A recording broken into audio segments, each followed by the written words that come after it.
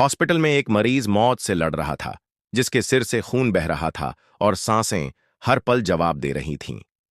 Stretcher के चारों ओर दौड़ती नर्सें, डॉक्टर की चिंतित आवाजें, मशीनों की बीप और वार्ड बॉय की हड़बड़ी। ये किसी आम दिन का हिस्सा नहीं था।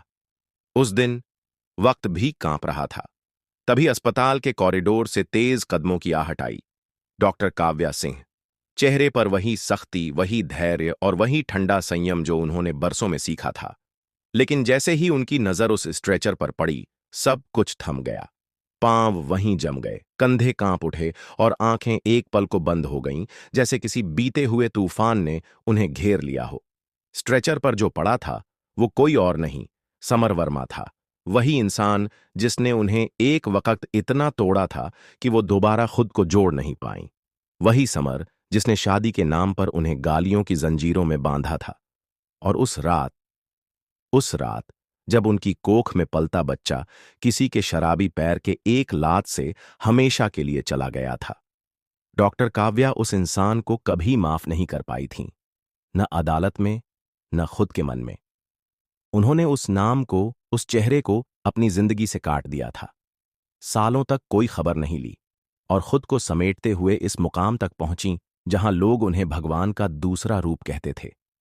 लेकिन आज वही चेहरा फिर सामने था, खून से लथपथ, सांसें डोलती हुई और नजरों में मौत की चुप्पी।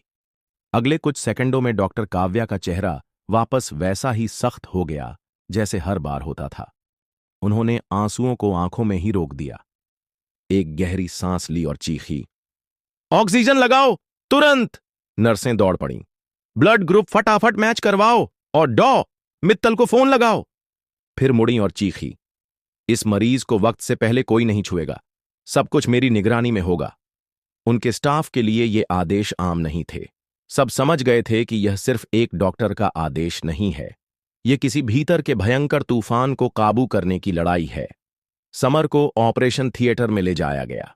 सिर पर गहरी चोट थी, दाहिना हाथ टूटा हुआ था और शरीर का काफी खून बह चुका था।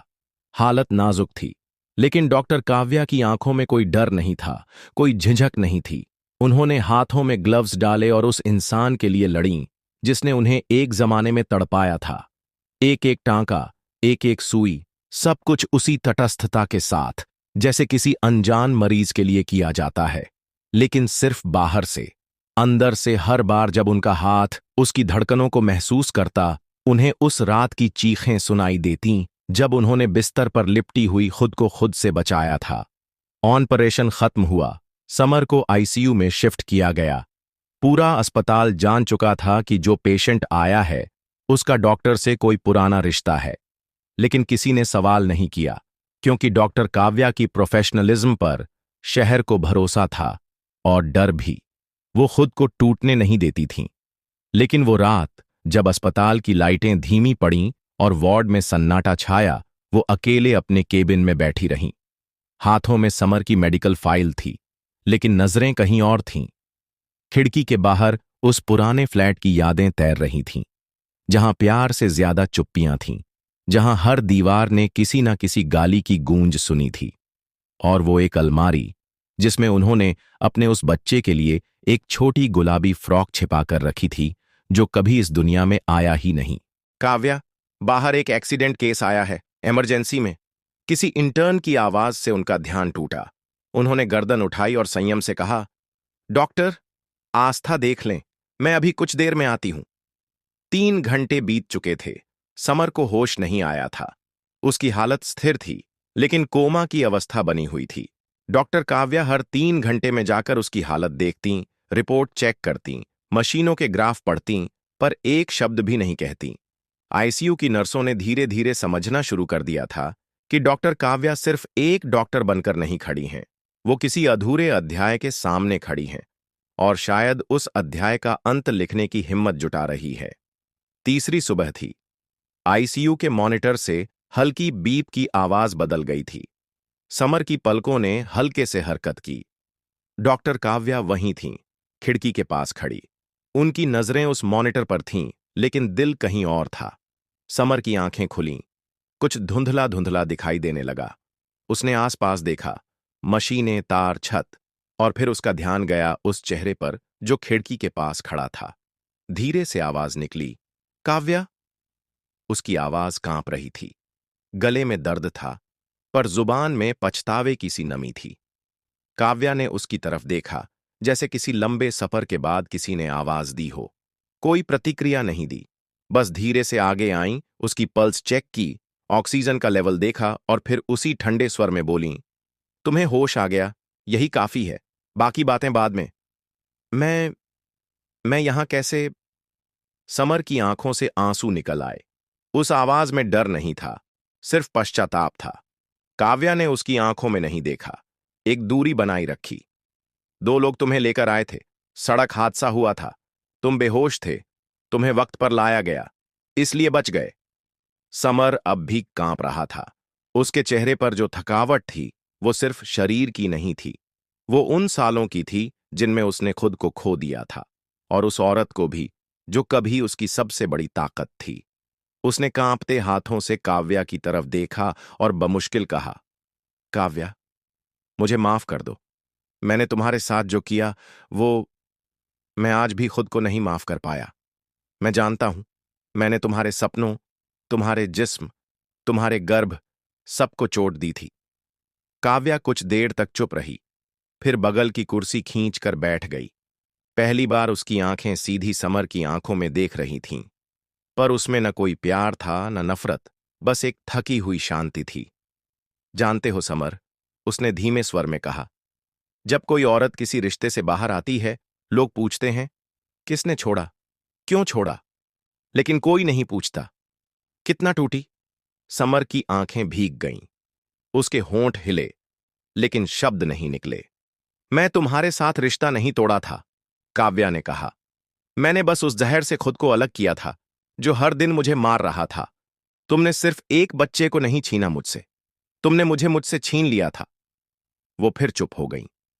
कमरे में सिर्फ मशीनों की आवाज थी और उन 2 लोगों की धड़कनों की लड़ाई।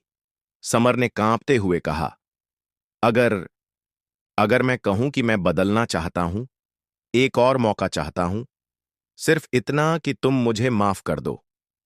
काव्या ने गहरी सांस ली, फिर सिर झुकाकर कहा, माफ करना आसान नहीं है समर।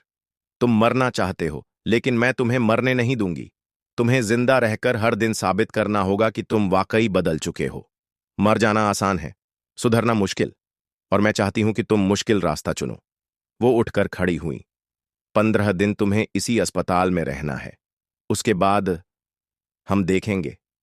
और उस दिन पहली बार समर की आंखों में जो कुछ जगा, वो डर नहीं था, पछतावा नहीं था, सिर्फ एक चुप वादा था। आईसीयू की दीवारें हमेशा से ठंडी होती हैं, लेकिन उस हफ्ते कुछ अलग था, जैसे दीवारों ने खुद चुप्पी ओढ़ ली हो। मशीनों की बीप, हवा में घुलती दवाइयों की गंध, स्टाफ की फुसफुसाहटें, सब कुछ शांत था। लेकिन इस चुप्पी में कुछ ऐसा था जो हर किसी को भीतर तक महसूस हो रहा था।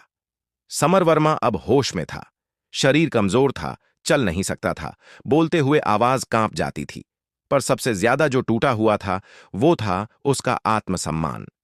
काव्या हर रोज आती थी, बिल्कुल समय पर, उसके चेकअप करती, रिपोर्ट्स देखती, दवाइयों का डोज चेक करती और बिना एक शब्द बोले वापस चली जाती। समर हर बार कुछ कहना चाहता, कुछ रोकना चाहता, लेकिन उसके अंदर इतना साहस नहीं था कि वह उस औरत से नजर मिला सके, जिसकी आंखों में अब भी वो पुरानी चिंगारियां थीं। लेकिन उस आग में अब नफरत नहीं, कोई जमी हुई टीस थी। नर्सें भी समझ चुकी थीं कि इस कमरे में जो मरीज है, वो डॉक्टर मैडम का कोई है, लेकिन कैसे था और अब क्या है, यह कोई नहीं जानता था। 1-2 बार किसी ने हल्के फुल्के में बात उठाई, पर जवाब में काव्या का सख्त चेहरा देखकर सब समझ गए, इस मुद्दे से दूर रहना ही बेहतर है। फिर भी लोग ये देख जरूर रहे थे कि समर नाम का ये आदमी, जो कभी अपनी बीवी पर हाथ उठाने से नहीं कतराता था, अब हर नर्स को दीदी कहकर संबोधित करता है, हर इंजेक्शन के बाद धन्यवाद कहता है, और जो खाना देने आती है, उसके पांव की आहट सुनकर बैठने की कोशिश करता है। समर खुद से नजरें नहीं मिला पा रहा था। कभी चुपचाप छत की तरफ देखता रहता, कभी खिड़की के उस काले शीशे की ओर जहां से बाहर कुछ भी नहीं दिखता था, लेकिन शायद उसे अपने बीते हुए दिन साफ दिखाई देते थे। सबसे ज्यादा वो उस रात को याद करता था जब गुस्से में चिल्लाते हुए उसने काव्या को उस कमरे में बंद कर दिया था और खुद शराब की बोतल लेकर बालकनी में बैठ गया था। और फिर जब उसने दरवाजा खोला था तो सामने बैठी हुई काव्या की आंखें इतनी सूजी हुई थीं कि पहचानना मुश्किल था। और उसने कुछ नहीं कहा था, बस एक कागज उसकी गोद में पड़ा था। Ultrasound report. गर्भस्थ शिशु, 12 सप्ताह, वही बच्चा जिसे एक लात ने खत्म कर दिया। आज वही आदमी मौत से लौटकर उसी औरत के सामने चुप बैठा था जो कभी उसकी बीवी थी और अब सिर्फ एक डॉक्टर थी, और शायद उससे भी ज्यादा उसकी सबसे सख्त परीक्षा। तीसरे दिन समर ने हिम्मत जुटाई। जब काव्या आई तो उसने हाथ जोड़ दिए। मुंह सूखा हुआ था, आवाज टूट रही थी।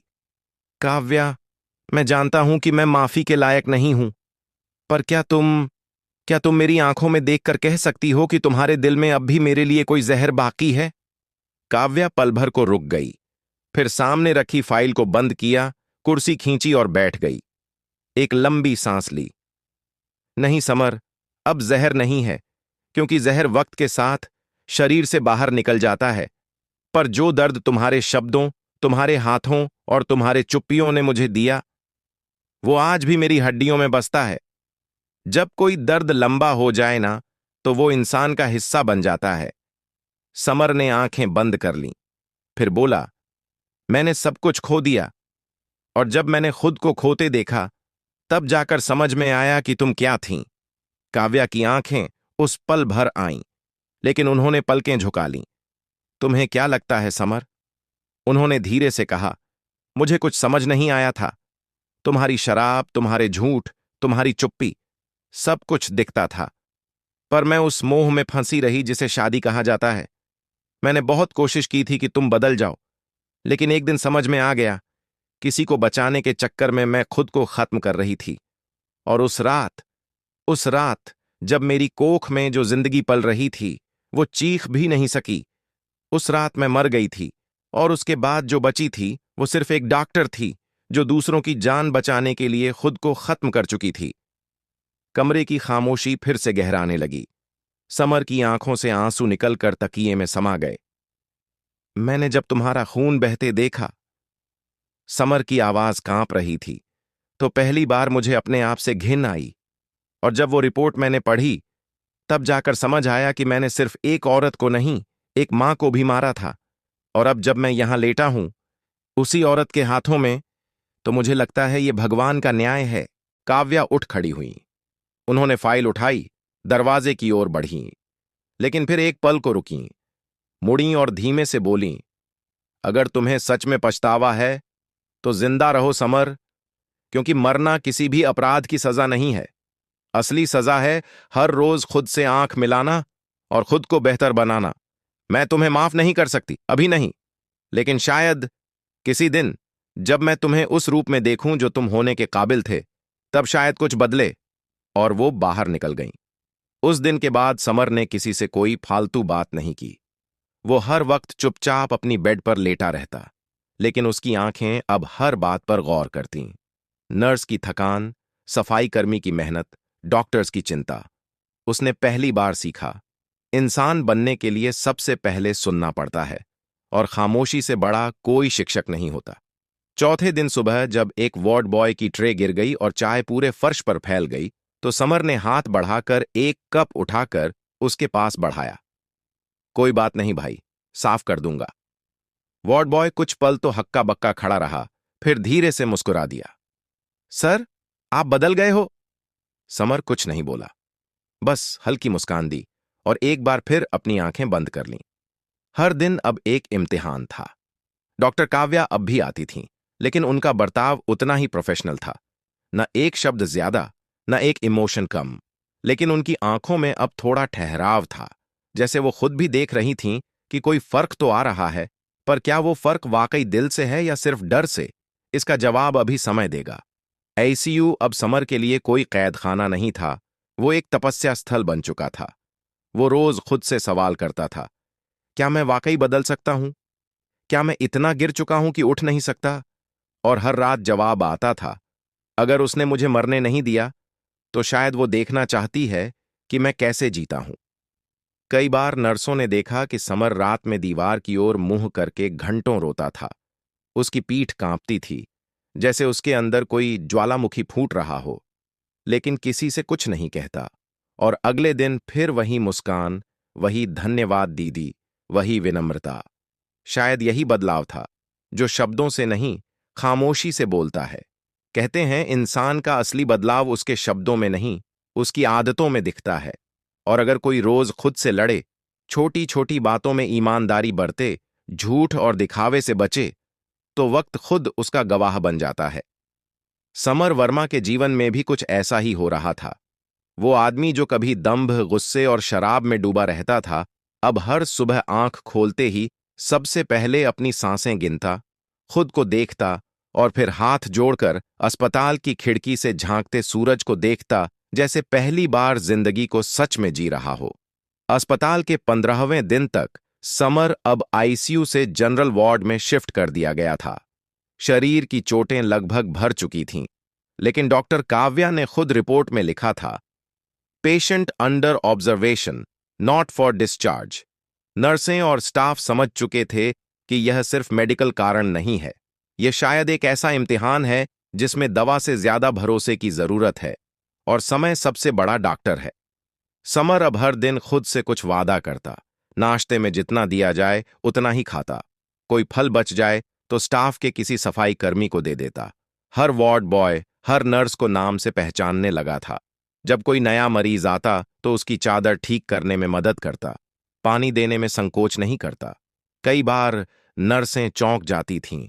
वही समर वर्मा, जो कभी अपनी पत्नी पर चीखने वाला, चाय के कप फेंक देने वाला आदमी था, अब मुस्कुराकर किसी के जूते सरका रहा होता, किसी मरीज के पंखे की दिशा ठीक कर रहा होता।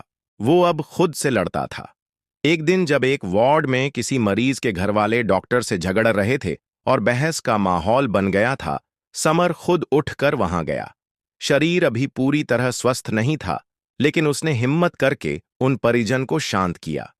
धीरे से बोला, यहां हर कोई आपके अपने जैसे ही परेशान है, गुस्से से कोई फायदा नहीं होगा। उसकी आवाज में न रौब था न आदेश, बस एक ऐसी सच्चाई थी जो पीड़ा से निकलती है। काव्या दूर से सब देख रही थी। वो रोज अपने केबिन की खिड़की से वार्ड का वो कोना देखती थीं जहां समर रहता था। कभी उसे अखबार पढ़ते देखती, कभी अकेले बैठकर किसी किताब में डूबा पाती, एक ऐसी तसल्ली के साथ जैसे पहली बार कोई चीज सच में समझने की कोशिश कर रहा हो। लेकिन उनके भीतर भी एक द्वंद्व चल रहा था। क्या ये सब असली है? क्या यह बदलाव गहराई से निकला है या बस वक्त का डर है? क्या समर सच में अब वही आदमी है जिसे वो कभी चाहती थीं, या यह सिर्फ एक और मुखौटा है जो फिर किसी दिन उतर जाएगा? हर रात जब अस्पताल का सन्नाटा बढ़ता और काव्या अपने कमरे में बैठती, वही सवाल फिर आ जाता, क्या माफ करना भी कभी एक धोखा बन सकता है? लेकिन जवाब नहीं मिलता। एक दिन सुबह की राउंड में जब काव्या समर के पास पहुंची, उन्होंने देखा कि समर कमरे के कोने में बैठा है। सामने एक अधेड़ उम्र का आदमी, जिसकी आंखों में डर था। उसकी पत्नी कुछ दूर बेड पर बेसुध पड़ी थी। समर धीरे धीरे उसे समझा रहा था, डॉक्टर से डरिए मत, बताइए क्या तकलीफ है, ताकि वो सही इलाज कर सकें। यहां कोई आपको जज नहीं करेगा। काव्या ने चुपचाप ये सब देखा, फिर कमरे में दाखिल हुई। समर ने खड़े होकर सिर झुकाया। नमस्ते काव्या, कैसा लग रहा है आज? उन्होंने पूछा। अच्छा हूं, अब शायद पहली बार खुद से नजरें मिला सकता हूं। समर ने हल्की मुस्कान के साथ जवाब दिया। कोई दर्द तो नहीं? जो रह गया है वो दवा से नहीं जाएगा, लेकिन अब दर्द से भागने का मन नहीं करता, जीना है और सही से जीना है। काव्या कुछ नहीं बोली। उन्होंने बस रिपोर्ट्स देखीं और बाहर निकल गईं, लेकिन उनके चेहरे पर उस दिन पहली बार एक ऐसी झलक थी जो एक डॉक्टर की नहीं, एक इंसान की थी। समर अब हर दिन एक डायरी में कुछ लिखता था, वही डायरी जो उसे आईसीयू से डिस्चार्ज के दिन काव्या ने दी थी। एक सादा नीली डायरी जिस पर कुछ नहीं लिखा था। अंदर पहले पन्ने पर सिर्फ एक लाइन थी, अगर खुद से कुछ छुपा नहीं सकते तो लिख दो। उस डायरी में समर ने अपने सारे काले सच लिखने शुरू कर दिए थे। उसने वो सब कबूल किया जो कभी किसी से नहीं कहा था। अपने बचपन की तकलीफें, अपने पिता का गुस्सा, मां की चुप्पी और फिर खुद के भीतर पनपता वह राक्षस जो रिश्ते तोड़ता था, चीखता था, मारता था। एक दिन जब नर्स राधा ने पूछा, समर जी, आप हर वक्त इतने शांत कैसे रहते हैं अब? तो समर ने बस एक जवाब दिया, अब मैं बोलने से पहले सोचता हूं कि क्या मेरी बात अगर मेरी बेटी सुन रही हो तो क्या मैं फिर भी यही कहूंगा? राधा कुछ पल चुप रही, फिर उसकी आंखों में पानी आ गया। कई बार छोटी बातें ही किसी इंसान के बदलने की सबसे बड़ी पहचान होती हैं। जैसे एक दिन अस्पताल की कैंटीन में समर ने देखा कि एक वार्ड बॉय बिना खाए ही वापस लौट रहा है। पूछा तो पता चला कि वो पैसा घर भेजना चाहता है, इसलिए खाना नहीं लेता। समर ने बिना कुछ कहे एक प्राइवेट फार्मा कंपनी में अपने नाम आया चेक उसके नाम ट्रांसफर करवा दिया, लेकिन काव्या को कुछ नहीं बताया। लेकिन काव्या को जब बाद में किसी स्टाफ से पता चला तो वो देर तक खामोश रहीं। अंदर कुछ पिघलने लगा था। वो जानती थीं, नकली बदलाव वक्त से हारता है, लेकिन असली बदलाव खुद वक्त से ऊपर उठ जाता है। समर अब भी हर दिन अस्पताल के पीछे वाले मंदिर में जाकर बैठता था। पूजा नहीं करता था, मांगता नहीं था, बस बैठा रहता था, आंखें बंद करके। कई बार वहां सफाई करते हुए एक बुजुर्ग पुजारी पूछते, बेटा, कुछ मांगते क्यों नहीं? समर बस मुस्कुरा देता, अब मांगने लायक बचा ही क्या है? जो खो गया वो वापस नहीं आएगा। अब तो बस इतना चाहिए कि जो हूं उससे दूसरों को तकलीफ ना हो। एक दिन काव्या मंदिर के उस रास्ते से गुजरी। समर वहीं बैठा था। उसने नजरें उठाईं और सिर झुका लिया। काव्या पास आईं, कुछ देर तक बिना बोले खड़ी रहीं, फिर पूछा, अब भी खुद से लड़ते हो? समर ने जवाब दिया, अब लड़ता नहीं, खुद को समझाने की कोशिश करता हूं। वो आदमी जो था उसे रोज मरते हुए देखता हूं, और जो बनना चाहता हूं उसे रोज जीने की कोशिश करता हूं। उस दिन पहली बार काव्या ने उसकी डायरी मांगी। बिना किसी हिचक के समर ने थमा दी। रात में जब काव्या ने वो डायरी पढ़ी तो कई बार आंखें भीगीं। हर शब्द, हर कबूलनामे में कोई ना कोई जख्म था जो वो खुद भी जी चुकी थी। आखिरी पन्ने पर लिखा था, अगर मुझे दोबारा किसी के जीवन में जगह मिले तो मैं दीवार बनकर नहीं, छत बनकर रहूंगा, ताकि अगर फिर कोई आंधी आए तो कोई और टूटे नहीं जैसा कभी तुम टूटी थी काव्या। और उस रात पहली बार काव्या ने वो फ्रेम देखा जिसमें उनकी पुरानी शादी की तस्वीर थी, और उसने वह फ्रेम उठाकर खिड़की के पास रख दिया। समर अब अस्पताल से डिस्चार्ज होने की कगार पर था। उसका शरीर पहले से कहीं ज्यादा स्वस्थ लगने लगा था, लेकिन चेहरे पर वो संजीदगी अब भी वैसी ही थी, जैसे किसी ने उसे सीधा मौत से लौटाकर धरती पर पटक दिया हो और उसने हर सांस को फिर से जीना सीख लिया हो। बाकी मरीज अब उसे भाई साहब कहने लगे थे। नर्सें अब बिना डर के उसके पास आ जाती थीं। सफाई कर्मी तक जब उसे नमस्ते कहते तो वह दोनों हाथ जोड़कर उत्तर देता था। लेकिन इस सब के बीच वो एक चेहरा अब भी उसके सामने एक परछाई की तरह बना हुआ था, डॉक्टर काव्या सिंह। वही औरत जिसे उसने कभी गुमान में रौंदा था, अब उसके हर सांस में बसी थी। काव्या ने कभी कुछ नहीं कहा, न नजदीक आई, न दूरी बढ़ाई। लेकिन समर को पता था कि हर सुबह जब वह अपने राउंड्स में आती थी तो सबसे पहले उसी कमरे के सामने ठहरती थी, फाइल पलटती थी, उसकी आंखें कुछ तलाशती थीं और फिर आगे बढ़ जाती थीं। वो दिन अब नजदीक था जब उसे अस्पताल से छुट्टी मिलनी थी। कागजी काम पूरे हो चुके थे। डॉक्टर मित्तल ने अंतिम दस्तखत कर दिए थे और फार्मेसी से दवाइयों का पैकेट भी आ चुका था। लेकिन समर अब भी उसी स्ट्रेचर के पास खड़ा था, जैसे उसकी रूह अब इस अस्पताल की किसी दीवार से जुड़ गई हो, जैसे वो कहीं और जाने से डर रहा हो। दोपहर में जब काव्या अपने केबिन में बैठी थी, समर दरवाजे पर दस्तक दिए बिना धीरे से भीतर आ गया। कदमों की आहट से भी काव्या पहचान गई कि ये कौन है। उसने नजर उठाई। समर वहीं खड़ा था, साधारण कपड़ों में, पीठ पर छोटा बैग, हाथों में डिस्चार्ज फाइल और आंखों में वही चुपचाप अनुरोध। आपका टाइम ओवर हो गया है, काव्या ने शांति से कहा। मुझे मालूम है, पर एक बात कहनी है। काव्या चुप रही। समर ने धीरे से कुर्सी खींची और बैठ गया। क्या मुझे एक और मौका मिल सकता है? काव्या ने गहरी सांस ली, फिर बोली, किस चीज का मौका समर? एक और भरोसे का? एक और भरोसा तोड़ने का? नहीं, समर की आवाज कांप रही थी। इस बार कोई वादा नहीं करूंगा। बस इतना चाहता हूं कि आपको मेरी दुनिया में आने की जरूरत ना पड़े। मैं आपकी दुनिया में रहना चाहता हूं, आप जैसे रहना चाहें उसी तरह। कोई शर्त नहीं, कोई मांग नहीं। बस एक कोशिश, खुद को उस इंसान में बदलने की जिसे आप नजर उठाकर देख सकें। काव्या ने कुछ पल तक उसकी आंखों में देखा, फिर बोली, तुम्हें पता है ना कि मेरी दुनिया अब तुम्हारे जैसे किसी भी आदमी के लिए नहीं बनी है? हां, समर ने सर झुकाकर कहा। लेकिन मैं अब वो आदमी नहीं हूं, और मैं हर रोज खुद को बदलते हुए इस दुनिया के काबिल बनना चाहता हूं। काव्या कुछ देर तक उसे देखती रही, जैसे दिल और दिमाग फिर से एक टकराव में आ गए हों। फिर बोली, अगर तुम्हें वाकई मेरी दुनिया में जगह चाहिए तो मेरी शर्तों पर आना होगा। कोई झूठ नहीं, कोई शराब नहीं, कोई गुस्सा नहीं, और सबसे जरूरी, कोई मैं नहीं, सिर्फ हम। जहां मैं तुम्हारी बराबरी पर खड़ी हूं। समर की आंखें भीग गईं। मंजूर है, उसने धीरे से कहा। मैं तुम्हारे पीछे नहीं चलूंगा, लेकिन तुम्हारे साथ चलने के लायक बनने की कोशिश करूंगा। अगले ही दिन समर ने अस्पताल के पास एक किराए का कमरा लिया, उसी गली में जहां काव्या की कार अक्सर पार्क होती थी। वह एक मेडिकल स्टोर में सहायक बन गया। छोटी सी नौकरी थी, लेकिन ईमानदारी से की जाने वाली मेहनत बड़ी चीज होती है। सुबह 6 बजे उठकर सफाई करता, फिर नाश्ता बनाता और समय पर स्टोर पहुंचता। हर दिन किसी शिकायत, बिना किसी देरी के। अस्पताल के बाहर कई बार काव्या की गाड़ी निकलती, लेकिन समर कभी पास नहीं गया। बस एक झलक के लिए खड़ा रहता था, जैसे सूरज को दूर से देखने वाला कोई भिखारी हो, जो रोशनी के लिए तरसता है लेकिन पास जाने की हिम्मत नहीं करता। समय बीतता गया। एक दिन अस्पताल के मुख्य गेट पर पोस्टर लगा, डॉक्टर काव्या सिंह द्वारा फ्री हेल्थ सेमिनार, समाज में मानसिक हिंसा पर जागरूकता।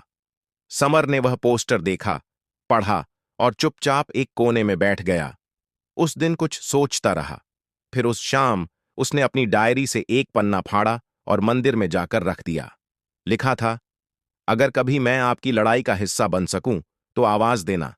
अब मैं आपके खिलाफ नहीं, आपके साथ हूं। 2 दिन बाद समर को अस्पताल के भीतर बुलाया गया। वहां काव्या उसका इंतजार कर रही थीं।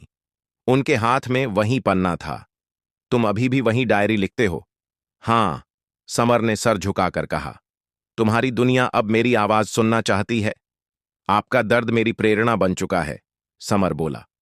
अब मुझे कुछ भी नहीं चाहिए, बस वो अवसर जिसमें मैं आपकी कहानी में किरदार नहीं, सहारा बन सकूं। काव्या ने उसकी तरफ देखा, फिर कहा, कल मंच पर मेरे साथ चलो, लेकिन याद रखना, ये तुम्हारी सफाई नहीं, तुम्हारी जिम्मेदारी होगी। बोलना मत, बस खड़े रहना, ताकि लोग समझ सकें कि माफ करना आसान नहीं, लेकिन बदलाव मुमकिन है। अगले दिन ऑडिटोरियम खचाखच भरा था। शहर के प्रतिष्ठित डॉक्टर्स, पत्रकार, सामाजिक कार्यकर्ता सब वहां थे।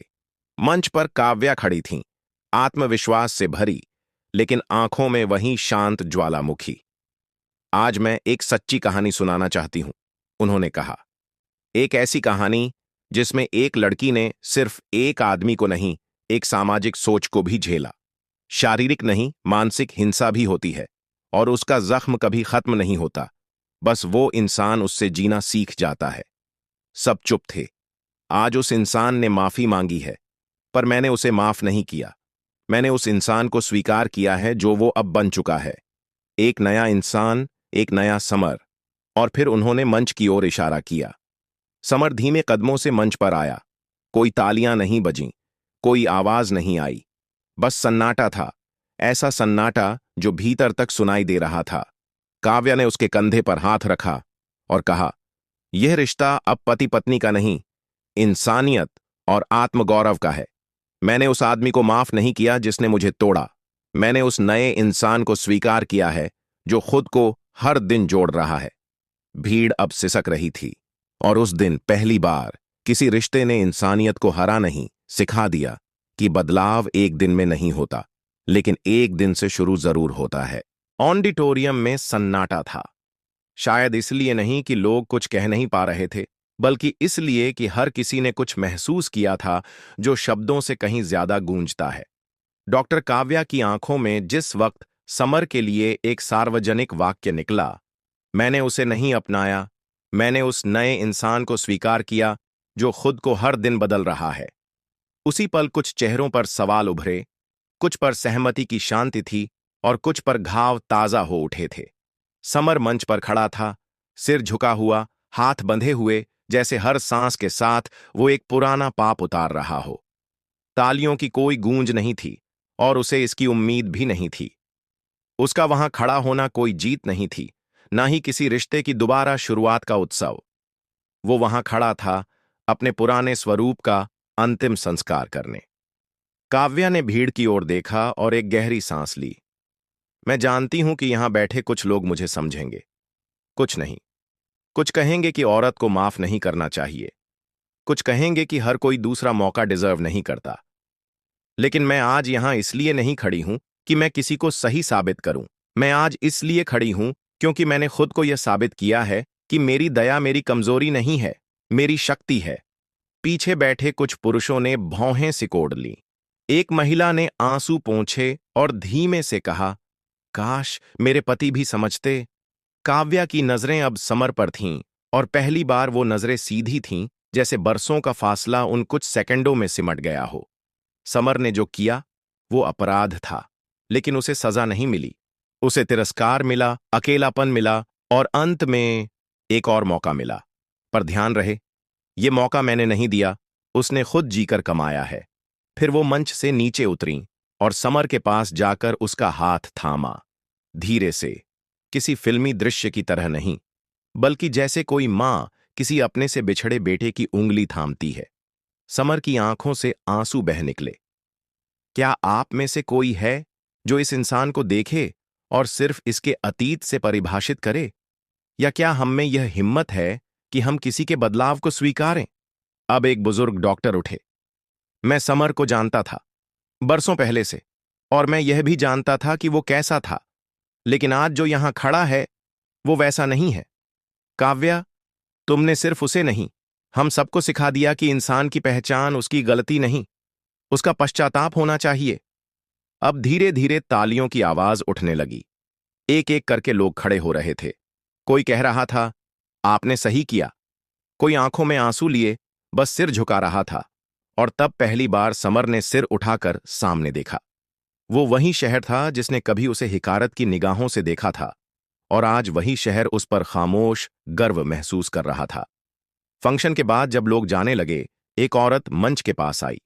शायद 40 की उम्र रही होगी, गोदी में एक बच्चा था।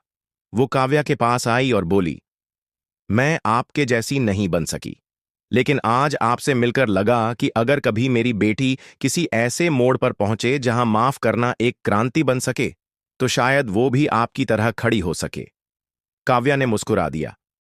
हम सब कमजोर होते हैं, लेकिन कुछ घाव जब जिंदा रहकर भी सिखा जाएं, तो वही सबसे गहरी ताकत बनते हैं।